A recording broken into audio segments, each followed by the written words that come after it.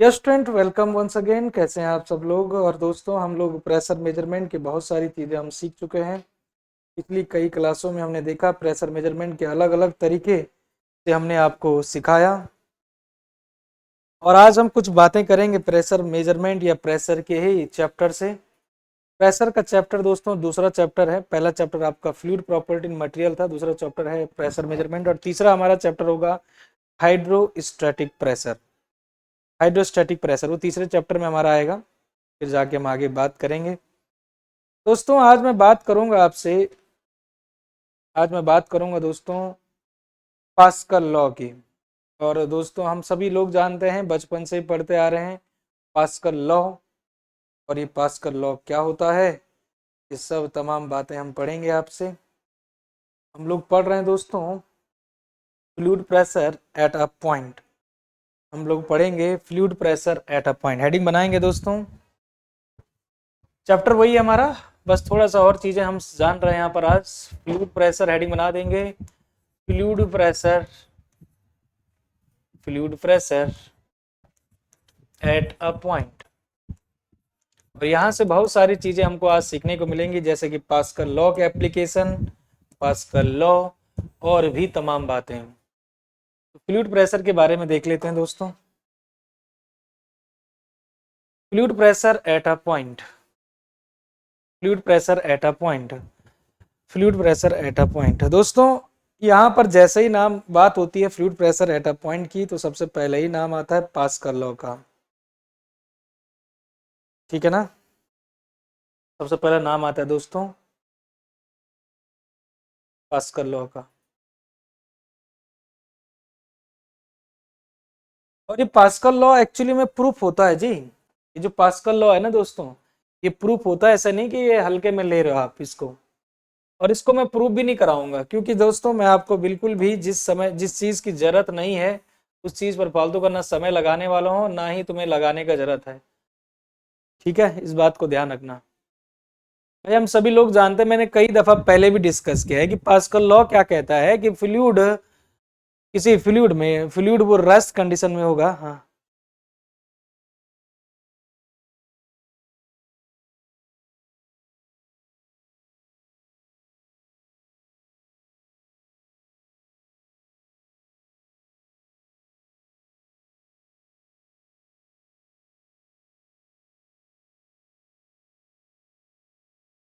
Fluid pressure at a point दोस्तों, तो fluid pressure at a point की बात हो रही है।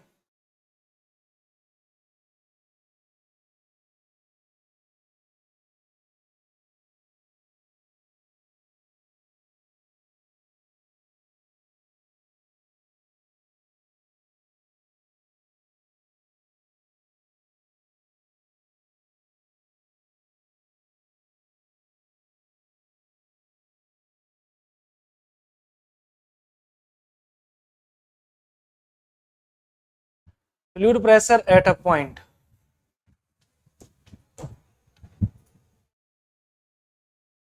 Fluid pressure at a point दोस्तों, हम सभी लोगों ने देखा कि एक होता है एक्स डायरेक्शन, एक होता है वाई डायरेक्शन, और एक होता है दोस्तों जेड डायरेक्शन। एक्स, वाई और जेड। हमने कहा कि ये आपका एक्स डायरेक्शन, वाई डायरेक्शन और जेड डायरेक्शन किसी भी फ्लूइड के एलिमेंट में हम कंसिडर करते हैं। कोई फ्लूइड एलिमेंट को कंसिडर किया, हमने क्या कहा, ये फ्लूइड एलिमेंटल है, एलिमेंटल, ये फ्लूइड एलिमेंट है, कोई फ्लूइड पार्टिकल्स है, ये एलिमेंट आपने देखा, इसको कंसिडर किया है। फ्लूइड के अंदर कोई छोटा पार्टिकल या कोई भी पार्टिकल है, आपने उसको कंसिडर किया है। Consider the arbitrary fluid element, और जिसके शेप आपने देख लिया कुछ इस तरह से मान लेते हैं। इसमें एक्स डायरेक्शन है, वाई डायरेक्शन है और जेड डायरेक्शन की हमने बात की है। और हमने बात की है force on the fluid element. हम बात कर रहे हैं फोर्स या pressure on the fluid element, या pressure on the fluid element की हमने बात की है। जो डायग्राम बनाया है इसके बिहाफ पर आपको समझाते हैं कुछ। कहने का मतलब है ये डायरेक्शन भी दोस्तों जेड, पी जेड नाम दे देता है इसको। ये डायरेक्शन भी पी वाई को नाम दे दिया पी वाई, और इधर नाम दे दिया मैंने P Z, sorry P X, P X, P Y और P Z. P X, P Y और पी जेड। हमने देखा कि अगर आपका कोई भी फ्लूइड रेस्ट कंडीशन में है, कोई भी फ्लूइड दोस्तों रेस्ट कंडीशन में है, तो उस समय पर रेस्ट कंडीशन का मतलब आपका कोई स्टैटिक फ्लूइड है। ध्यान रखिएगा, ये सारी बातें जो हो रही हैं, सारी की सारी बातें आपके स्टैटिक फ्लूइड के लिए हो रही हैं। फ्लूइड आपका रेस्ट कंडीशन में है, when the fluid at the rest condition. कहने का मतलब मैं यहाँ पर एक डेफिनेशन लिख रहा हूँ, ध्यान से देखिएगा। When a fluid at rest condition, when the fluid when a fluid at a rest condition, क्या बोला है, फ्लूइड क्या है दोस्तों, रेस्ट कंडीशन में, it exerts normal force, it exerts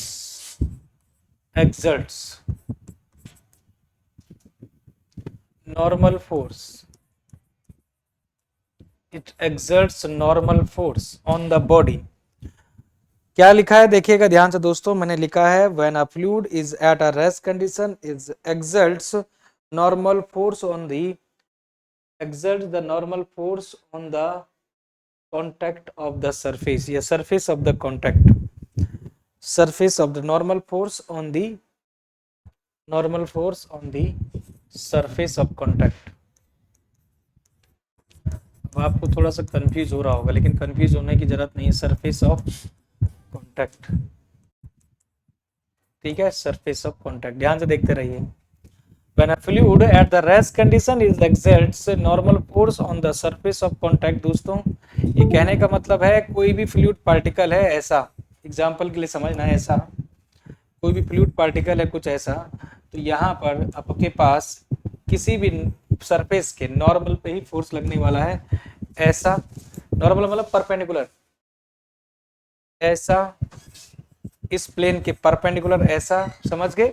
तो ये आपका हमेशा क्या है, नॉर्मल टू नॉर्मल पे फोर्स एक्सर्ट करता है, ऐसा, ऐसा नहीं कि टेंजेंशियली कभी लगेगा, ऐसा नहीं, ऐसा नहीं, नॉर्मल पे, सरफेस के नॉर्मल पे ही, ये सरफेस है इसके नॉर्मल पे, ये सरफेस है इसके नॉर्मल पे, ये सरफेस है इसके नॉर्मल पे, सरफेस है इसके नॉर्मल पे, सरफेस है इसके नॉर्मल पे, सरफेस है नॉर्मल, तो ऐसा फोर्स एक्सर्ट होता है।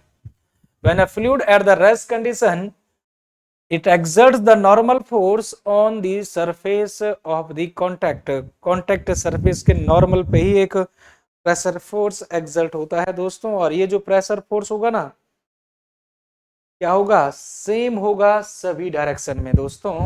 हमने कहा कि आगे जाकर एक डेफिनेशन यहीं पर जोड़ी, हमने कहा कि pressure at a point in a static fluid, pressure at a point in a static fluid, pressure at a point in a static fluid, static fluid, यहीं से डेफिनेशन समझ आएगी आपको दोस्तों। स्टैटिक फ्लूइड जिसको आप एक तरह से रेस्ट फ्लूइड कहते हैं, same in all direction, is same in all direction, is same in all direction, और यही तो है दोस्तों पास्कल लॉ। क्या आप जानते थे, पढ़ के आए थे आप, यही तो है पास्कल लॉ दोस्तों, यही तो है पास्कल लॉ। ये पास्कल लॉ से प्रूफ होके हमें निकला है। कहने का मतलब है the pressure at the point in the static fluid is same in the all direction, और यही तो दोस्तों पास्कल लॉ है, अगर आपने ध्यान से सुना हो तो। कहने का मतलब है यही तो है वो Pascal law, Pascal's law, Pascal का नियम ही यही कहता है दोस्तों। कहने का मतलब है एक्स डायरेक्शन में, वाई डायरेक्शन में और जेड डायरेक्शन में आपका कोई फ्लूइड है, ये फ्लूइड है तो सपोज दैट इसके अंदर कोई ऑब्जेक्ट है, कोई मेंबर है, उसके किसी पर्टिकुलर पॉइंट पर, उस ऑब्जेक्ट के किसी पर्टिकुलर पॉइंट पर सभी दिशाओं से जो प्रेशर का वैल्यू होगा सेम होगा, यही कहता है पास्कल लॉ, और ये प्रूफ होके आता है। This is the derivation, this is the conclusion, this is the conclusion of story और derivation of the Pascal law. Pascal law का जो डेरिवेशन है वहां से ये बात निकली है, और अगर चाहें तो आप डेरिवेशन भी कर सकते हैं, लेकिन कहीं से भी जरूरत नहीं है, दूर दूर तक अगर जरूरत होती तो मैं करवा देता, जरूरत होती तो करवा देता, पूरी कैलकुलेशन बहुत सिंपल है, कोई बहुत बड़ा लॉजिक साइंस नहीं है, आपने किया भी होगा, भले अगर सेमेस्टर में पढ़ा हो तो किया भी होगा, लेकिन कोई यहाँ पर जरूरत नहीं है। यहाँ पर बस मात्र हमें जरूरत है तो पास्कल लॉ की दोस्तों, यहाँ पर हमें बस जरूरत है तो पास्कल्स लॉ की, और पास्कल्स लॉ ही कहता है fluid at the rest condition, यही कहता है प्रेशर, यही तो कहता है दोस्तों प्रेशर इन ऑल डायरेक्शन, यही तो लिखा था हमने देखो प्रेशर, लेकिन पॉइंट क्या है, pressure at a point, pressure at a point, pressure at a point, pressure at point, क्या लिखा है, pressure eight point in static fluid, static fluid, इसमें स्टैटिक फ्लूइड में, इन static fluid, pressure at point in static fluid, static fluid is same in all direction, all direction, ये है दोस्तों pressure at point in static fluid is same in the all direction, ये बात आपको ध्यान रखनी है। और इसका मतलब आपको सीधे सीधे ये ध्यान रखना है कि हमें ये मिला sir P x is equal to P y is equal to P z, यही तो मिला हमें यहाँ से। तो फाइनलाइज हमने कर चुके हैं इस इक्वेशन से, इस मामले से हमें ये सीखने को मिला है कि P x is equal to P y is equal to P Z, P x is equal to P y is equal to P z, बस यहीं पर हमारा पास्कल लॉ इसी के साथ शांत हो जाता है। Pressure at a point in the static fluid is same in all direction, यही तो पास्कल लॉ है, यही तुम्हें P x is equal to P y is equal to P z की बात हमें पास्कल लॉ सिखाता है। और इस बात को हम कई बार यूज भी करेंगे आगे, और वो कई दफा जो है इसका वो भी कराएंगे आपको, क्या कराएंगे, क्या कराएंगे बताओ।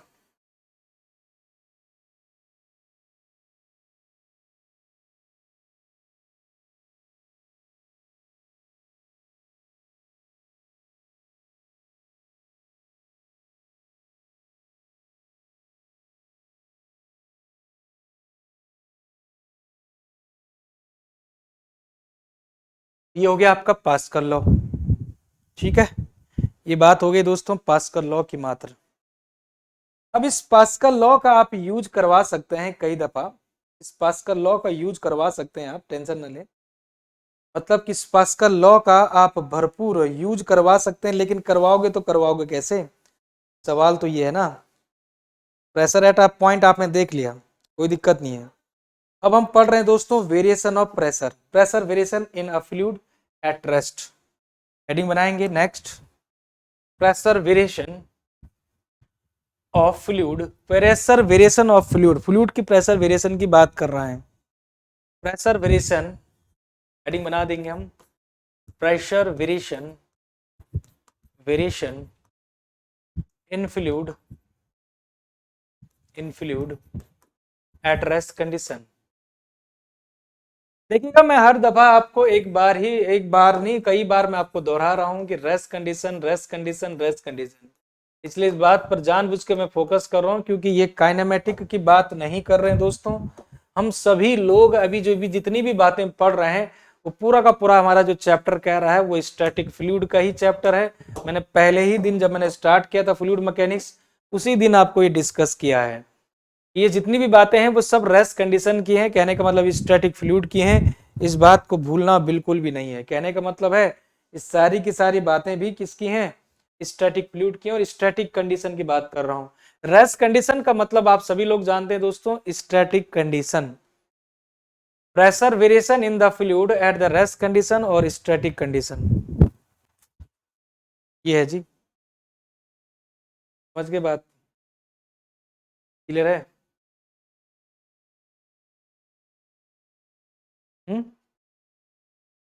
चलिए फिर pressure variation in the fluid at rest condition की बातें करते हैं दोस्तों, आज शुरू करते हैं कहानियों को,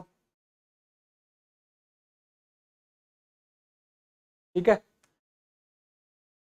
चलो फिर स्टार्ट करते हैं कहानी को। देखो सबसे पहले दोस्तों यहाँ पर हमने बात की है, यहाँ पर हमने बात की है प्रेशर वेरिएशन में क्या पढ़ना है हमको, कैसे पढ़ना है, इस बात की बातें हो रही हैं। तो चलिए,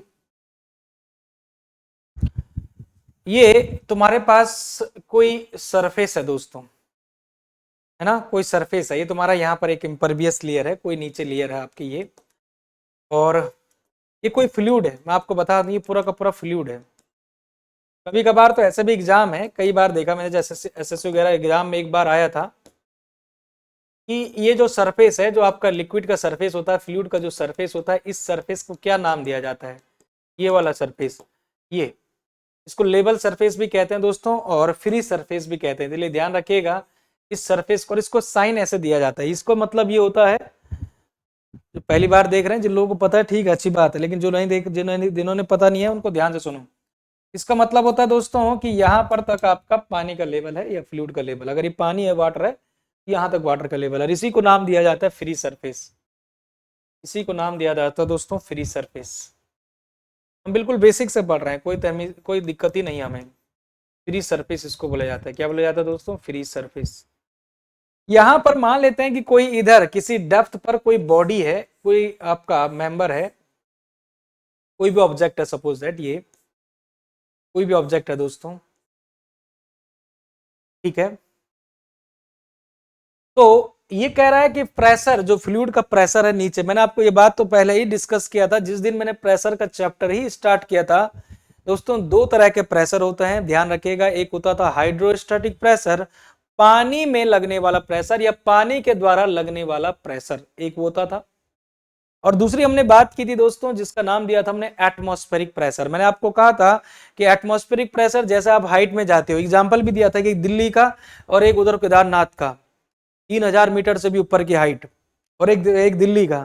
तो बेटा आपको पता है कि जैसे जैसे आपका एल्टीट्यूड बढ़ता है, हाइट बढ़ती है, तो वैसे वैसे प्रेशर कम होता है, क्योंकि सेम डेंसिटी, सेम वॉल्यूम में अगर आप देखें तो उतना एयर नहीं हो पाएगा, जितना, मतलब कि एयर मॉलिक्यूल बहुत ज्यादा डेंस रहेंगे दिल्ली में, जबकि अगर आप उधर जाओगे तो उधर ऑक्सीजन, और दिल्ली उधर केदारनाथ में उधर तुम्हारा ऑक्सीजन का लेवल कम, इसीलिए तो कहते हैं एयर मॉलिक्यूल कम रहेंगे, तो वहां पर डेंसिटी कम है एयर। एयर की तो किसी ऑब्जेक्ट पर भी प्रेशर कम लगाएंगे, ये मैंने समझा रखा है ना पहली क्लास में। अब देखिएगा क्या होता है ना, ये बात तो सच हो गई आपको, जैसे जैसे आपका डेप्थ बढ़ेगा, ये जेड बढ़ रहा है, जैसे जैसे ये जेड बढ़ेगा, तो ये वैसे वैसे क्या होगा, प्रेशर की वैल्यू बढ़ेगी या घटेगी। तो ये बात आपको पता लग गई कि जैसे जैसे डेप्थ बढ़ रही है सर, मतलब कि आप नीचे पानी में डूबते जाओगे, तो किसी पर्टिकुलर ऑब्जेक्ट पर पानी के द्वारा जो प्रेशर भी आपका, जैसे ये मेंबर है, अब ये मेंबर देखो, इस मेंबर का अगर यहाँ पर होता तो दोस्तों प्रेशर आपका क्या होता, कम होता, लेकिन यहाँ नीचे आ गया तो प्रेशर बढ़ गया। और इवन अगर ये और नीचे जाता है, और नीचे जाता है यहाँ पर, प्रेशर क्या होगा, और बढ़ेगा। क्या होगा, और बढ़ेगा। कहने का मतलब ये है कि यहां पर प्रेशर का वेरिएशन अगर देखें तो दोस्तों, हम ये पाए हैं कि वर्टिकल डायरेक्शन में pressure at a point in the fluid rest condition में, हमें ये पता लगा है दोस्तों, यहां से ये सीखने को मिला है। ये प्रूफ होके निकलता है ये भी, लेकिन हम बिल्कुल प्रूफ नहीं कराएंगे, कोई जरूरत नहीं है, दूरों दूर तक कोई जरूरत नहीं है। जरूरत होती तो मैं करवाता, हाँ आगे जब मैं आपको पढ़ाऊंगा बायोन्सी और फ्लोटेशन में, वहां पर जरूरत पड़ेगी थोड़ा सा हाइड्रोस्टेटिक का कॉन्सेप्ट का, वहां पर मैं प्रूफ कराऊंगा, यहाँ पर जरूरत नहीं है, क्योंकि हमको रटा हुआ है P is equal to rho into ji into h, सबको रटा हुआ है। इसमें क्या प्रूफ यार, ना रिजल्टेंट वही लाना है मुझे, लेकिन मैं इसकी बातें और एप्लीकेशन को समझा रहा हूँ, उसको समझना।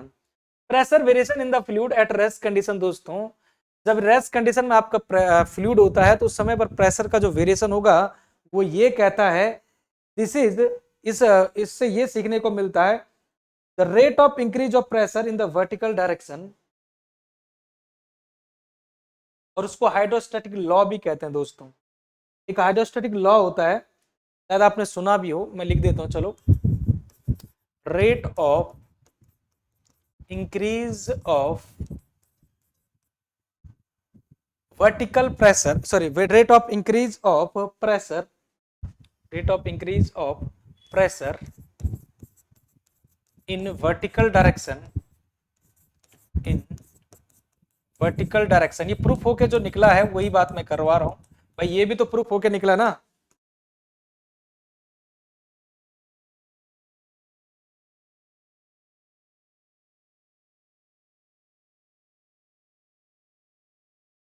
ये भी तो प्रूफ होके निकला था ना, तो ये भी स्टेटमेंट था, कहने का मतलब ये भी तो स्टेटमेंट था, ये जो लिखा है, तो ऐसे ही यहां पर एक स्टेटमेंट निकलता है प्रूफ होके, और उसको मैं बताऊंगा। Rate of increase of the pressure in the vertical direction, दोस्तों हमेशा ध्यान रखिएगा वर्टिकल डायरेक्शन की बात हो रही है ये, मस्ट बी इक्वल टू या is equal to is equal to is equal to is equal to weight is equal to weight. समझ गए बात को?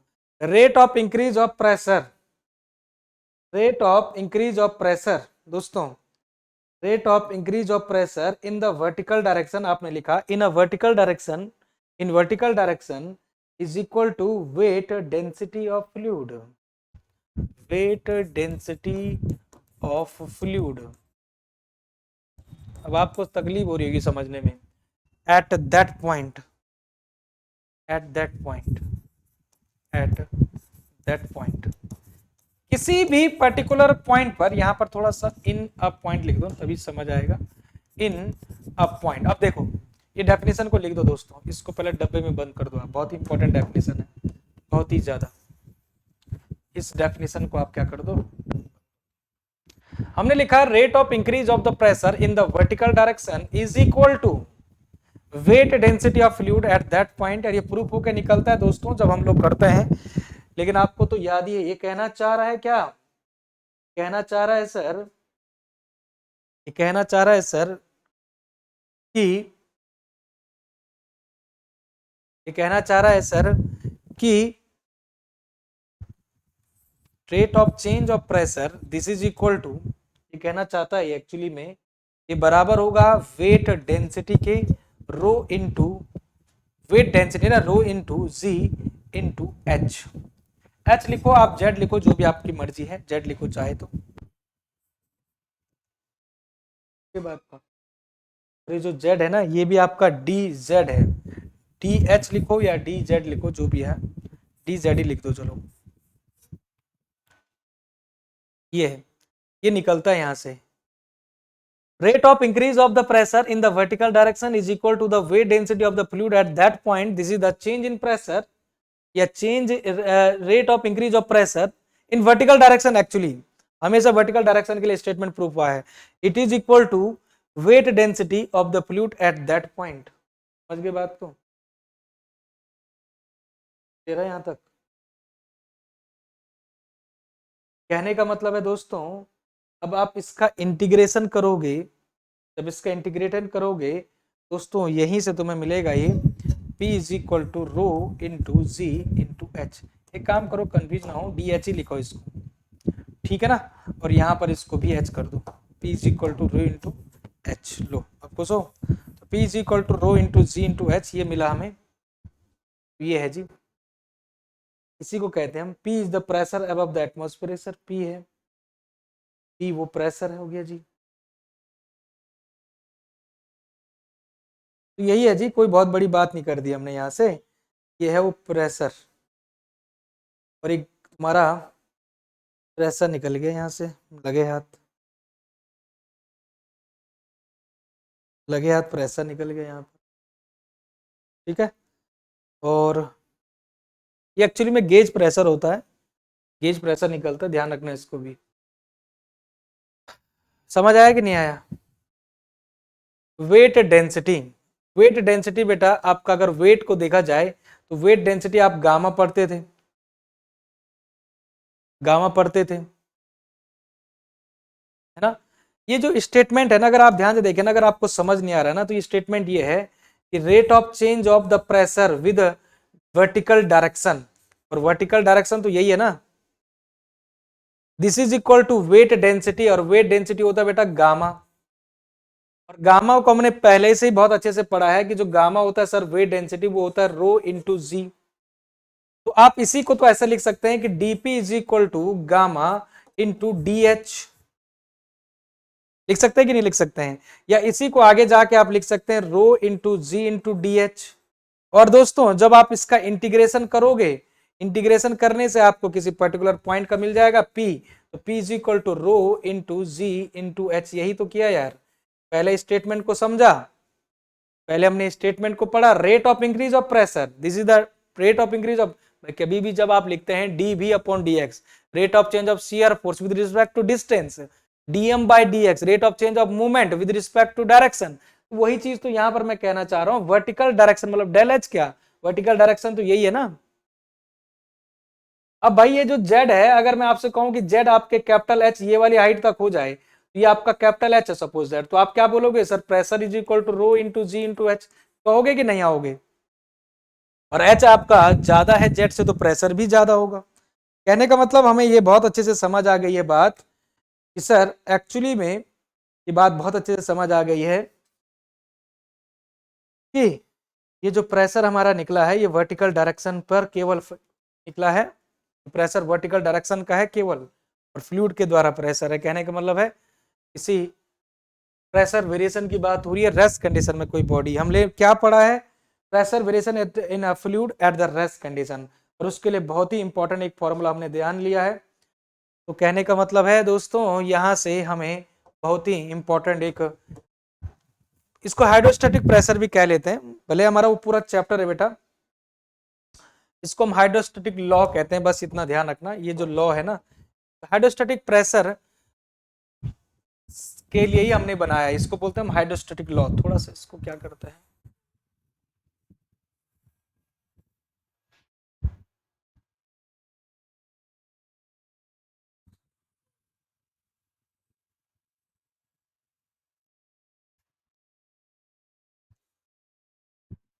ये अब देखो इसको, इसको बोलते हैं बेटा हाइड्रोस्टैटिक लॉ, यहां पर लिख देना इसको, this is the hydrostatic law, इसको बोलते हैं हाइड्रोस्टैटिक लॉ, ये तुम्हारा हाइड्रोस्टैटिक का नियम है, और हाइड्रोस्टैटिक के नियम के ही अनुसार हम लोग P is equal to rho into ji into h पढ़ते हैं। कहने का मतलब है कि हमारा जो ये जो प्रेशर है हाइड्रोस्टैटिक, वो आपका डिपेंड करता है डेंसिटी पर और हाइट पर, वर्टिकल हाइट पर, एच वर्टिकल हाइट है, ध्यान रखिएगा एच हमेशा वर्टिकल हाइट है, एच क्या है, वर्टिकल हाइट है, हमेशा वर्टिकल एल्टीट्यूड होगा, ये कह रहे हैं वर्टिकल हाइट होगा, ठीक है। चलिए तो ये थी कहानी दोस्तों, मजा आ गया होगा आपको। तो आज के एपिसोड को यहीं पर रखते हैं, अभी आपने केवल बेसिक बातें करी हैं, इस पर आदत मैं आपको क्वेश्चन कराऊंगा आज, ठीक है, अगली क्लास में अगले एपिसोड में इस पर आधारित क्वेश्चन कराऊंगा आपको, टेंशन न ले, ठीक है। चलिए thank you very much, thanks to